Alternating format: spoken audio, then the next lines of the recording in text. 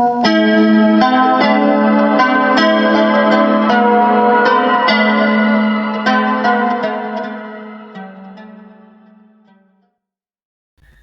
trascendencia del ego, el yo y el yo, teoría de la presencia formal del yo. Es necesario considerar Kant que el yo pienso debe poder acompañar todas nuestras representaciones, pero es necesario concluir de ahí que un yo, de hecho, habita todos nuestros estados de conciencia y opera realmente la síntesis suprema de nuestra experiencia. Parece que sería forzar el pensamiento de Kant. El problema de la crítica es un problema de derecho. Kant no afirma nada sobre la existencia de hecho del yo. Por el contrario, parece que ha visto perfectamente que hay momentos de la conciencia sin yo, puesto que dice, debe poder acompañar. Se trata en efecto de determinar las condiciones de posibilidad de la experiencia. Una de esas condiciones es que yo pueda considerar siempre mi percepción o mi pensamiento como míos. Eso es todo. Pero hay una tendencia peligrosa de la filosofía contemporánea, cuyas huellas se encuentran en el neokantismo, el empiriocriticismo y en un intelectualismo como el de Brochard, que consiste en realizar las condiciones de posibilidad determinadas por la crítica. Es esta la tendencia que lleva a ciertos autores, por ejemplo, a preguntarse qué puede ser la conciencia trascendental. Si se plantea la cuestión en estos términos, está naturalmente obligado a concebir esta conciencia, que constituye nuestra conciencia empírica, como un inconsciente. Pero Bautroux, en sus lecciones sobre la filosofía de Kant, ya hacía justicia a esas interpretaciones. Kant no se preocupó nunca por determinar la manera en que se constituye de hecho la conciencia empírica. No la dedujo, al modo de un proceso neoplatónico, de una conciencia superior, de una hiperconciencia constituyente. La conciencia trascendental para él es solamente el conjunto de condiciones necesarias para la existencia de una conciencia empírica. En consecuencia, realizar el yo trascendental, hacer de él el compañero inseparable de cada una de nuestras conciencias, es juzgar sobre el hecho y no sobre el derecho, es colocarse en un punto de vista radicalmente diferente al de Kant.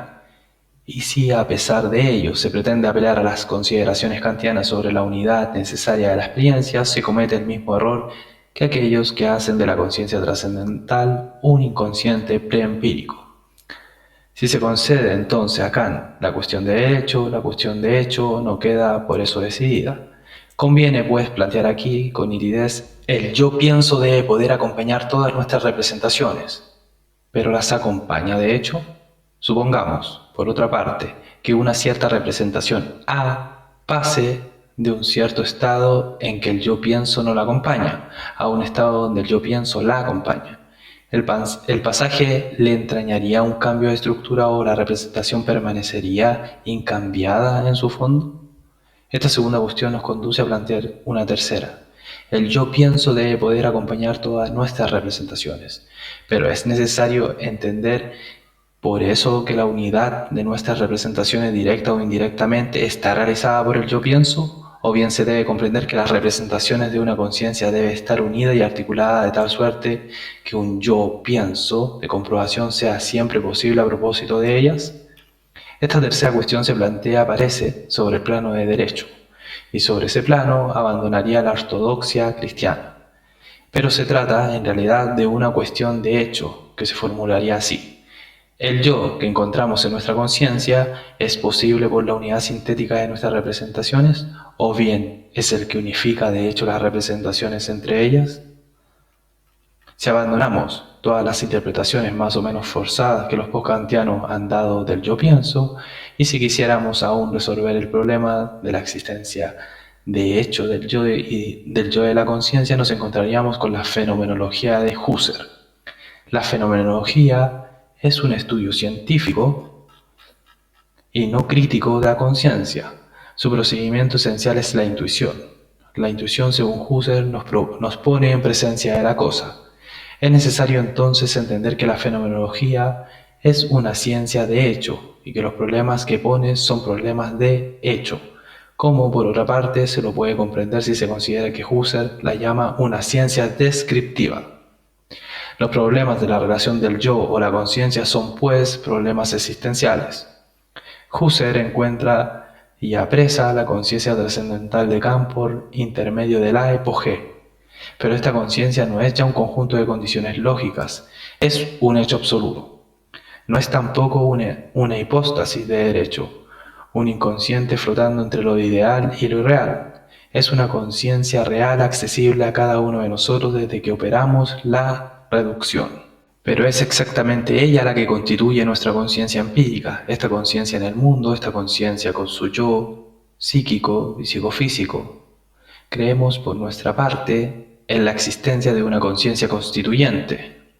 Seguimos a Husserl en cada una de las admirables descripciones en las que ha mostrado la conciencia trascendental constituyendo el mundo y aprisionándose en la conciencia empírica. Estamos persuadidos, como él, de que nuestro yo psíquico y psicofísico es un objeto trascendente que debe caer bajo el golpe de la epogee. Pero nos planteamos la cuestión siguiente: ¿no es suficiente con el yo psíquico y el yo psicofísico? ¿Es necesario que se lo duplique en un yo trascendental, estructura de la conciencia absoluta? Se ve la consecuencia de la respuesta. Si ella es negativa, resulta: 1. Que el campo trascendental se hace impersonal, o si se lo prefiere, prepersonal sin un yo. 2. Que el yo no aparece más que al nivel de la humanidad, y que no es más que una fase del yo, la fase activa. 3. Que el yo pienso puede acompañar nuestras representaciones porque aparece sobre un fondo de unidad que no ha contribuido a crear y que es esta unidad previa la que al contrario lo hace posible. 4. Que sería lícito preguntarse si la personalidad o la personalidad abstracta de un yo es un acompañamiento necesario de una conciencia y si se puede concebir conciencias absolutamente impersonales. Husserl respondió a la cuestión. Después de haber considerado que el yo era una producción sintética y trascendente de la conciencia, ha retornado en ideas a la tesis clásica de un yo trascendental que estaría como por detrás de cada conciencia, que sería una estructura necesaria de esas conciencias, cuyas radiaciones recaería sobre cada fenómeno que se presentara en el campo de la atención. Así, la conciencia trascendental deviene rigurosamente personal. ¿Era necesaria esta concepción? ¿Es compatible con la definición que Husserl da de la conciencia? Se cree ordinariamente que la existencia de un yo trascendental se justifica por la necesidad de una unidad y de individualidad de la conciencia. Como todas las percepciones y todos mis pensamientos se relacionan a ese núcleo permanente, mi conciencia queda unificada, porque yo puedo decir mi conciencia y porque Pedro y Pablo pueden también hablar de su conciencia. Es que esas conciencias se distinguen entre ellas. El yo es productor de interioridad. Pues bien, es seguro que la fenomenología no tiene necesidad de recurrir a ese yo unificador e individualizante. En efecto, la conciencia se define por la intencionalidad. Por la intencionalidad, ella se trasciende a sí misma, se unifica escapándose. La unidad de las 1000 conciencias activas por las cuales agrego y agregaré 2 a 2 para hacer 4, es el objeto trascendente. 2 y 2 son 4. Sin la permanencia de esta verdad eterna sería imposible concebir una unidad real, y habría tantas operaciones irreductibles como conciencias operatorias.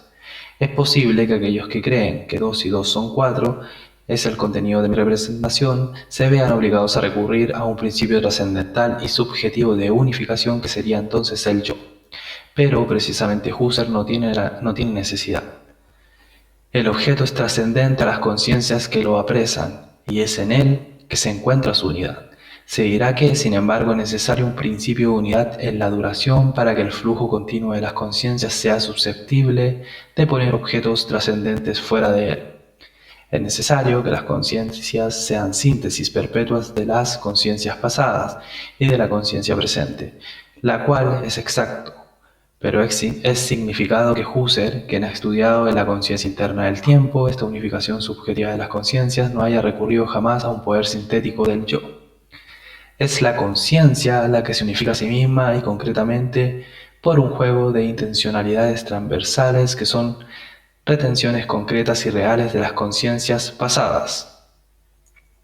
Así, la conciencia reenvía perpetuamente a sí misma decir una conciencia, es decir, toda la conciencia.